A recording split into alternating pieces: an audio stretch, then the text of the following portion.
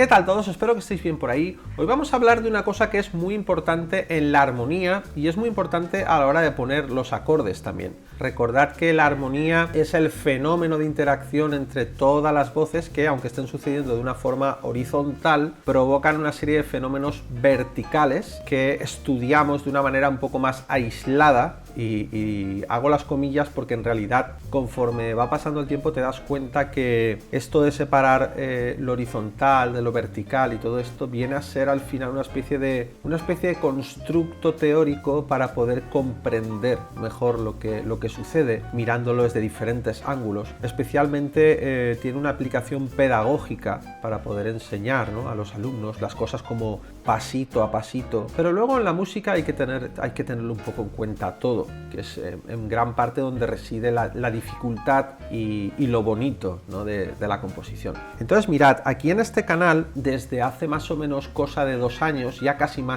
3 van a ser, el canal existe desde antes, pero yo antes solamente hacía vídeos y explicaba cosas sobre armonía sobre todo, ¿no? Y luego empezamos a hacer actividades en el canal. ¿Qué es esto de las actividades? Bueno, pues yo simplemente explico una cosa, una técnica concreta el lunes en un vídeo como el de hoy, vosotros veis el vídeo, componéis utilizando lo que yo haya explicado en el vídeo y luego los sábados nos juntamos todos aquí en el canal en directo, hacemos un stream de estos en directo y escuchamos lo que vosotros habéis compuesto. Bueno, pues en estos casi 3 años ya ha habido una serie de problemas a nivel armónico y sobre todo, más que a nivel armónico, a nivel de colocación de los acordes que se han ido repitiendo y han ido pasando los años y es un problema que se sigue repitiendo. Y lo cierto es que yo en todos los directos hablo de ello, es decir, aviso sobre los peligros que esto tiene. Pero claro, yo soy consciente de que no todo el mundo que ve mis vídeos hace las actividades que proponemos en el canal y no todo el mundo, por supuesto, ve los directos, ¿vale? Porque son directos muy largos y pues, la gente simplemente pues, no le apetece verlos y ya está, ¿no?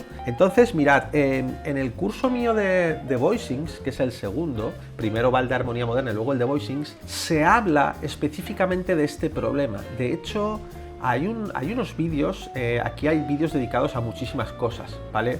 Es decir, hablamos de cómo trabajar con los drops, hablamos cómo trabajar con shell voicings, acordes de mano izquierda simples, los de mano izquierda que son un poquito más complejos, también lo ponemos con y sin fundamental, vemos diferentes maneras de trabajar con suspendidos, cómo hacer acordes por cuartas que además tienen, se pueden utilizar de muchas maneras. Vemos también las upper structures en profundidad, no lo que hoy día mucha gente llama upper structures, sino lo que originalmente, digamos, se formuló como upper structures en jazz. Lo que pasa es que luego es un uso que la gente ha utilizado para otras cosas y bueno, esto es lo que sucede con la teoría, ¿no? Que es algo que está vivo, que va evolucionando. Ahí concretamente hay un vídeo en esa masterclass que hay como 9 horas o 10 de todo voicings, ¿no? De cómo colocar los acordes y demás. Hay un vídeo donde habla de un concepto muy interesante que es el límite de intervalos bajos. ¿Qué quiere decir esto? El límite de intervalos bajos quiere decir que si yo te toco, por ejemplo, una segunda mayor, vamos a decir, este intervalo aquí, tú lo escuchas, ¿vale? Es una pequeña disonancia bastante agradable, si me preguntáis a mí. Vamos a contextualizarla armónicamente, ¿vale? Es muy de acorde de los 90, ¿no? Las artistas así, estilo Mariah Carey y todo esto utilizan mucho, es decir, no tocaban un do así siempre, colocaban esta novena ahí, ¿no? Que le da un punto como bonito, ¿no? Además le podían colocar también una sexta, lo cual tenemos ahí, ¿veis? Tenemos este doble, digamos, este doble clúster aquí, ¿no? Bien, este clúster aquí es algo que podemos escuchar. ¿Por qué? Porque en el límite de intervalos bajos, la segunda mayor, aquí todavía la escuchamos. Es decir, nuestro oído puede escuchar esta nota y esta otra, ¿vale? Y juntas la entiende. Pero si esto sucediese una octava más abajo, es decir, aquí, ya no entendemos. Nuestro oído no comprende esta nota y esta cuando las escucha juntas, ¿no? Uno de los grandes problemas que tiene el límite de intervalos bajos es, primero, que no hay una apreciación objetiva, sino que hay una apreciación subjetiva de ello. Es decir, podemos decir más o menos por esta zona este intervalo ya no se entiende. Sin embargo, hay gente que sí que lo entiende, o que cree que lo entiende, y ese es el otro gran problema que tiene esto, ¿no? Esto es algo que he explicado mucho a los alumnos en la universidad. Cuando tú estás trabajando con algo, cuando tú estás componiendo, tú sabes lo que estás haciendo. Por lo tanto, tu cerebro está filtrando la información sensorial que tú recibes para contextualizar absolutamente todo lo que sucede. Por lo tanto, si tú coges una figura como esta y empiezas a bajarla cromáticamente, ¿vale? Vamos bajándola. Tu cerebro te da la sensación de que lo comprendes. ¿Por qué? Porque él sabe lo que estás haciendo, te está oyendo transportarlo, y cuando la información que está entrando por tus oídos ya no es una información que realmente se pueda comprender, tu cerebro se coloca en medio y, digamos que de una forma un poco más algorítmica, o como la quieras llamar, te está dando la información. Por lo tanto, tú estás creyendo que el acorde se entiende. Pero fijaos, si yo hago así un poco para que vuestro oído se pierda, y ahora tocamos este último acorde y lo tocamos así directamente, no se entiende nada. Sin embargo, antes, cuando lo hemos tocado y estábamos haciendo así, íbamos bajando cromáticamente, sí que lo hemos entendido, o hemos creído que lo entendíamos. ¿Por qué hemos creído que lo entendíamos? Porque como estamos arrastrándonos, nuestro cerebro es capaz de completar lo que está sucediendo y nos hace creer que se entiende algo que, si una persona que no somos nosotros escucha, no va a entender, ¿vale? Este es uno de los grandísimos problemas que tiene el límite de intervalos bajos. Bien, luego, el funcionamiento es bastante sencillo, tal y como explico en el curso de Voicings, ¿no? Los intervalos más consonantes desde un punto de vista de la serie armónica y desde un punto de vista más físico de distancias se comprenden mejor. Por ejemplo, el sonido, sabéis que aquí en este sonido aunque no, lo percibamos como un solo sonido, pues estamos escuchando la fundamental, estamos escuchando la fundamental, estamos escuchando una quinta, la fundamental, la tercera. Entonces la quinta es un intervalo que por mucho que lo baje, puede llegar a ser muy oscuro. Aquí, por ejemplo, ya es más oscuro, un poco más sucio, ¿vale? Pero aún así lo puedo medio entender. Para mí, una cosa, por ejemplo, hasta aquí sería tolerable. Más abajo de esto, aunque no nos demos cuenta, pero ya está jugando mucho nuestra imaginación o nuestra capacidad algorítmica en el cerebro de calcular qué está sucediendo. Pero recordemos, nosotros somos los compositores, sabemos lo que estamos haciendo, e incluso como intérpretes sabemos lo que estamos tocando. Por lo tanto, nuestro cerebro nos engaña, nos dice cosas que a lo mejor el que nos está escuchando no sabe. Y esto es un punto que yo creo que es importante a tener en cuenta, ¿de acuerdo? Normalmente los intervalos grandes, por ejemplo, lo vamos a poder... Esto, por ejemplo, a mí no me resulta muy agradable. Aquí, por ejemplo, todavía lo puedo entender, pero yo no lo bajaría más de esto. Hay un poquito de gusto personal, pero también hay una cuestión física, es decir, las notas más agudas están oscilando así, las notas más graves, digamos, oscilan de una manera más lenta y más grande. Entonces, cuando tú coges dos notas, cuando tienen oscilaciones muy definidas, puedes ver cada una de ellas por separado.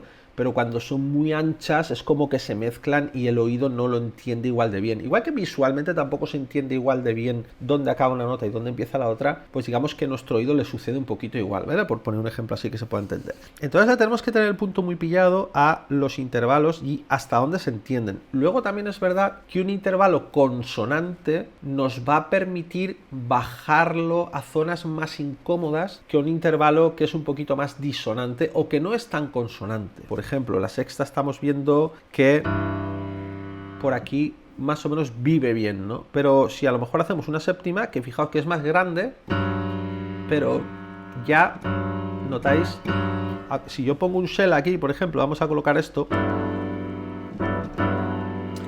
esta digamos, pequeña disonancia se está amortiguando mucho. ¿Por qué? Pues bueno, porque estoy colocando aquí algunas consonancias, ¿no?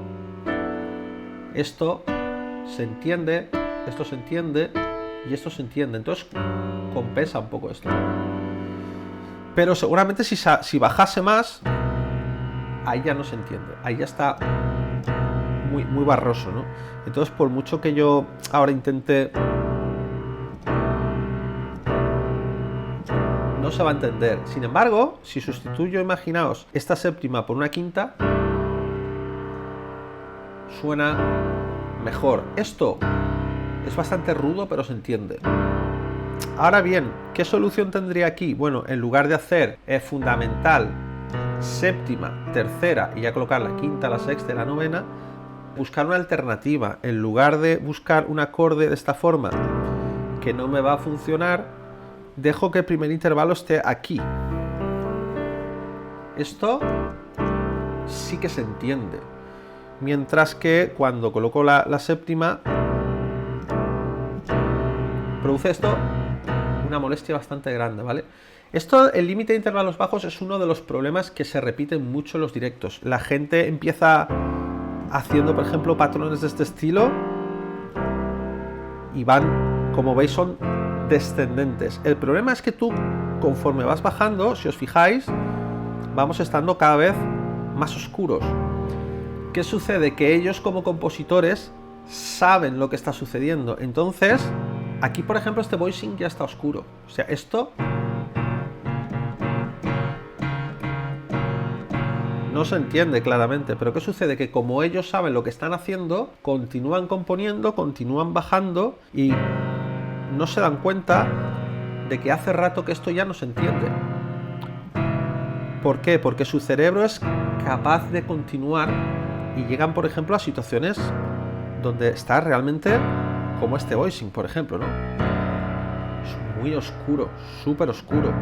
Sin embargo, no se dan cuenta. Luego, cuando estamos en el directo, cuando la gente lo escucha, la gente empieza a decir en el chat: no se entienden los voicings, no se entienden, no se entienden. Y el propio compositor se sorprende, ¿no? Dice: ostras, es verdad, ¿cómo me ha pasado esto, no? Por lo tanto, el límite de intervalos bajos es algo que yo debo controlar. Cuando estoy haciendo una composición, me tengo que asegurar de que mis voicings se entiendan. Si tengo una situación en la que voy a estar descendiendo, tengo que jugar con diferentes cosas. ¿Con qué puedo jugar? Bueno, pues tengo varias posiciones. Acordaos que puedo colocar posición cerrada, luego tengo drop 2, ¿vale? Que es otra posibilidad que tenemos. Luego también tengo la opción de hacer un drop 3, ¿vale? Que es una opción también que tenemos. Luego tenemos el drop 2 más 4, en el cual lo que solemos hacer es bajamos estas dos notas, duplicamos la melodía, ¿bien? Y esto es muy habitual que lo hagamos también, ¿no? Tenemos muchas otras opciones. Podemos colocar voicings por cuartas también. Es una cosa bastante común, ¿no? En jazz se utiliza muchísimo. Pero ¿qué sucede? Que esto aquí se entiende muy bien, pero si yo, por ejemplo, lo hiciese aquí abajo, no se comprende, no se entiende. El problema es que si yo estoy haciéndolo y lo estoy haciendo seguido, mi cerebro empieza a seguirme el rollo, y cuando me meto en un área en la cual ya no se entiende, no me doy cuenta, ¿vale? No, vosotros os estáis dando cuenta, pero porque vosotros no sois los que lo estáis haciendo. Pero puede pasar que no te des cuenta. Entonces es algo que siempre tienes que vigilar, porque igual llegas aquí súper convencido, en tu cabeza sabes lo que estás haciendo, pero no se entiende. Y esto nos lleva a otro punto un poco más sutil, que es que, por ejemplo, esto y esto y esto y esto no son lo mismo. Uno de los grandes problemas que tenemos a la hora de conceptualizar la música es que nosotros hemos decidido que esto es do, y que cuando llegamos aquí esto vuelve a ser do, y que cuando llegamos aquí esto vuelve a ser do, y que cuando llegamos aquí vuelve a ser do. Cuando estamos haciendo, por ejemplo, orquestación, y esto mis alumnos de orquestación sabéis que lo hemos hablado, nosotros comprendemos que, vale, a ver, do 4 y do 5 y do 6 y do 3 y do 2 no son lo mismo, tienen caracteres distintos. De hecho, la zona, el registro donde viven ciertos instrumentos nos da ciertas pistas, ¿no? Si yo estoy tocando y, por ejemplo, hago algo aquí, pues yo esto me lo imagino con una serie de instrumentos diferentes a si lo toco aquí. ¿vale? Es una cuestión también de asociar registro con instrumentación y todo esto, ¿no? Vale, pero un tema muy importante que también sucede mucho en los directos, que se suele pasar por alto, es que a veces la gente que compone primero haciendo un boceto a piano, ¿no? con el DAW y después orquestándolo, le pasa que pierde de vista lo que sería la cualidad tímbrica. ¿Qué es la cualidad tímbrica? Pues mirad, va a ser más fácil enseñároslo que explicároslo. Así que voy a poner un ejemplo. Vamos a decir que yo hago este voicing.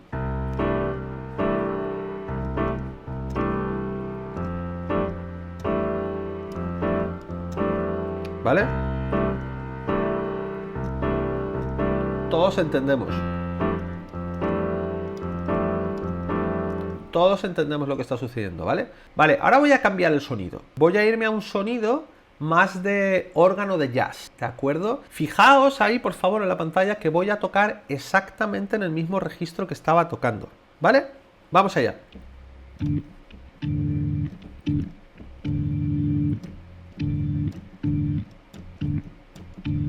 ¿Os dais cuenta? Esto, por ejemplo, está muy grave. Es como un sub, ¿vale? Entonces quitamos el bajo, ¿vale? Vamos a prescindir de él. Nos quedamos con el voicing. ¿Oís? Es una mancha. No se entiende lo que es. Claro, yo como compositor sé perfectamente lo que estoy haciendo. Entonces yo en mi cabeza sé que es esto. Estoy imaginando esa armonía. Y aunque la toque con ese sonido, puedo no darme cuenta de que no está sonando. ¿Vale? Vamos a usar otro sonido. Este, por ejemplo. Aquí, por ejemplo, sí se entiende.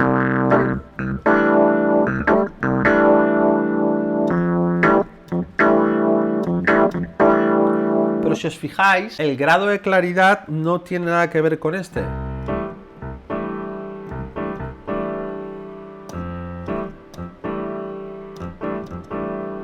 Entonces, el timbre afecta mucho. Por lo tanto, también tengo que tener en cuenta el timbre a la hora de tomar decisiones con respecto al voicing. ¿Por qué? Porque va a haber timbres donde sonoridades abiertas me van a funcionar muy bien, pero va a haber ciertas sonoridades, por ejemplo, imaginad que estamos haciendo algo como... Vamos a ver, no sé esto.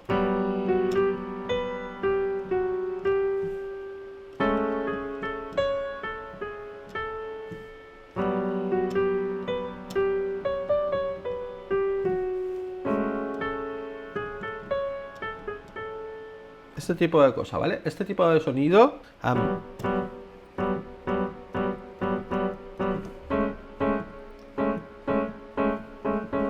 Vamos aquí.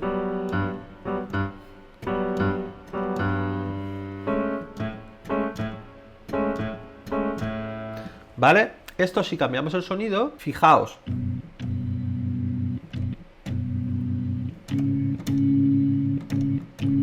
Estamos entendiendo la nota de arriba, pero esto, que es lo importante, ¿oís? Como... No se entiende. Entonces...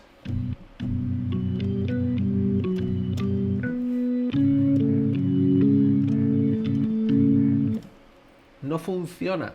Pero si a mí se me mete en la cabeza, yo ya he hecho mi composición y simplemente estoy asignando sonidos, no me voy a dar cuenta. Aquí, por ejemplo.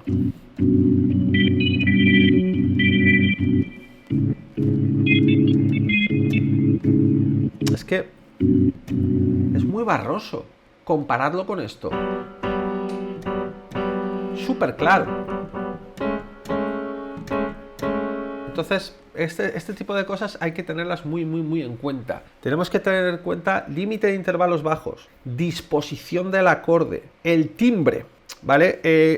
La disposición, por lo general, así en términos muy estándar, siempre se nos habla de decir, bueno, los intervalos más grandes van abajo y los más pequeños van arriba, ¿no? Eso es como una especie de norma general. Luego sí que es cierto que con lo que tenemos que tener cuidado a nivel tímbrico es con los clusters, ¿vale? Los clusters, especialmente los de segunda menor, son delicados porque tenemos que saber en qué alturas funcionan y en qué alturas no. Esto, por ejemplo, aquí no hay problema. Pero esto, una octava más abajo, os digo que va a dar problemas. Ni siquiera se entiende, fijaos. Y sin embargo, cuando vengo aquí, tranquilamente, se entiende súper bien. Si subo una octava más, ya empieza súper claro todo. Casi puedo oír las dos notas por separado. ¿Oís? Meted ahí la oreja. Aquí es donde tiene más cuerpo, más poder, se propaga mucho mejor, y aquí abajo de repente deja de funcionar de manera absoluta. Es decir, no está funcionando. ¿Por qué? Porque no estamos escuchando. Este intervalo es un poco así. Esto no funciona. Esto, bueno, todavía bien, está tolerable, pero es una consonancia. Tenemos estas dos consonancias contra estas dos. Que esto, aunque es una consonancia, pero aquí no se entiende bien. Entonces, no nos funciona. Por eso tenéis que tener muchísimo cuidado. He hecho este vídeo porque llevamos más de 2 años haciendo ejercicios todas las semanas, haciendo directos todos los sábados. Este es con diferencia el problema que más se repite. Si os vais al canal y veis los directos, vais a ver que se repite una y otra vez. Así que espero que, bueno, este vídeo más específico, a ver, aquellos de vosotros que tenéis la masterclass de armonía y la de voicings, evidentemente no os pasa esto porque lo habéis estudiado, habéis visto además una gran variedad de voicings, ¿vale? Pero sí que quiero que también la gente del canal tenga por lo menos una especie de guía básica para evitar esta serie de problemas y sobre todo ser conscientes del problema. Entonces, ¿qué tenéis que hacer esta semana? ¿Cuál es la actividad de esta semana? Bueno, pues tenéis que plantear una composición libre de 1 minuto y medio, no de 1 minuto y medio máximo, no, de 1 minuto y medio exacto, es decir, 1 minuto 30 segundos, clavadísimos, donde pues podéis tener diferentes estructuras, las que os quepan en 1 minuto 30, con una melodía que sea memorable, que funcione muy bien, es decir, que la gente en el directo cuando la escuche y termine el directo la recuerden, pero intentad tener en cuenta todas las cosas que hemos hablado en este vídeo, a ver si por primera vez en más de 2 años conseguimos hacer un directo donde no haya ni un solo problema con límite de intervalos graves, con el tema de los voicings y con todas estas cosas que hemos comentado aquí. Así que este ha sido el vídeo. Si te ha gustado, pues dale like, suscríbete, acuérdate de pasar por teoriamusical.es, donde tienes los cursos, tanto el de armonía moderna, como el de voicings, como el de desarrollo melódico y armonía avanzada, y nosotros nos veremos en el directo del sábado. Hasta entonces, haced mucha música. Nos vemos.